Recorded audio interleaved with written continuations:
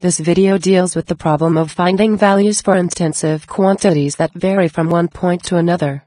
Remember, for intensive quantities, the quantity being measured is essentially a relationship between two other quantities. Examples include miles per hour, dollars per ticket, and other per, ness, and ed quantities that we have considered. Sandiness is one such quantity. Sandiness can be operationally defined as grains of sand per square inch. And, to calculate a value for sandiness, divide the number of grains of sand by the number of square inches. So, how can we operationally define sandiness at a point where the area is 0? To answer this question, let's look again at the example of a toy car rolling down a ramp. This animation can be seen in the resources accompanying this activity. First, click the first button to make sure that the animation is ready to start. Second, click the second button to see the car roll down the hill. And, notice that the speed of the car increases continually as it rolls down the hill. So, what does it mean to talk about the speed of the car at any single point? In the animation, notice that the stopwatch shows how many seconds the car has been rolling. And, the markers show the location of the car after each second. Next, click the third button, and you can collect data across any interval that you wish. For each interval that you choose, information is given about the change in time, the change in distance, and the ratio of these two quantities. So, you can estimate the speed at any point you wish, just by choosing increasingly smaller intervals and looking for patterns.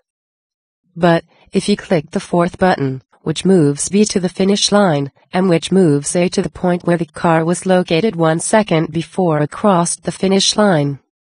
Notice the pattern in the average speeds as A moves increasingly closer to B, and also notice that, when points A and B are at the same point, then there is no change in time, nor is there a change in distance. Yet, the pattern seems to suggest a non-zero value for the speed. Or, to state things a bit more formally, there is an obvious pattern as A approaches B. This pattern can be described with a function, and C. If the values of this function converge to a single value as A approaches B, then this value is defined to be the speed of the object at the given point. The good news is that, if these three conditions hold, then calculus provides a way to calculate a value for the speed at a point. But, the bad news is that, these three conditions often do not hold. Sometimes, the values of the function continue to get larger and larger as A approaches B. Or sometimes, the value of the function when A approaches B from the left is different than the value of the function when A approaches B from the right. Or sometimes, the values of the function continue to bounce among several values as A approaches B. Or, even worse, sometimes there's no nice function that describes the pattern. Or, worse than that, there may be no nice pattern in the values of the ratio. Differences between average speeds and speeds at an instant are important in this course because they apply to all per quantities, like dollars per donut, where the definitions involve ratios between other quantities. On the other hand, you may consider the best news of all to be that, if a limit exists as A approaches B, then, to find its value, it may not be necessary to use the computational methods associated with calculus.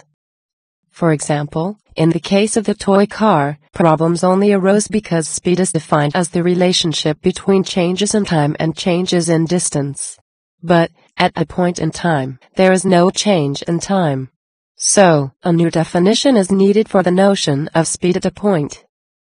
The calculus concept of limits allows a new definition to be stated. But, in the animation about the toy car, it was possible to determine the value of this limit, without using calculus computational procedures. This is because the computer made it possible to use computational and graphic methods, instead of needing to use analytic methods associated with calculus.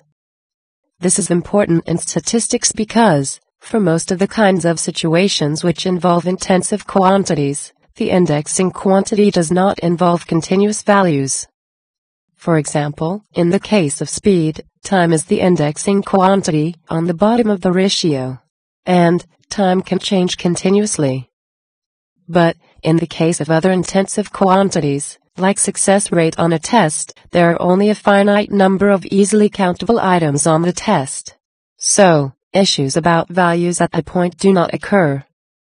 Or, even if the number of items is sufficiently large so that it is difficult to count, modern computers often can do this job easily, and can display the results graphically so that they are easy to see for any level of precision that is needed. These observations are important, because, until recently, computers did not have these kinds of power. So, every situation was treated as if it needed to be described using the narrow range of functions that lend themselves to calculus-based analyses. But, this is no longer true. So, much larger classes of situations can be investigated using graphics-based computational methods. And, you will be learning more about these new methodologies in this course. However, these new methods will be useless if you are unable to quantify situations appropriately, and intensive quantities are at the top of the list of quantities that are useful in a wide range of situations.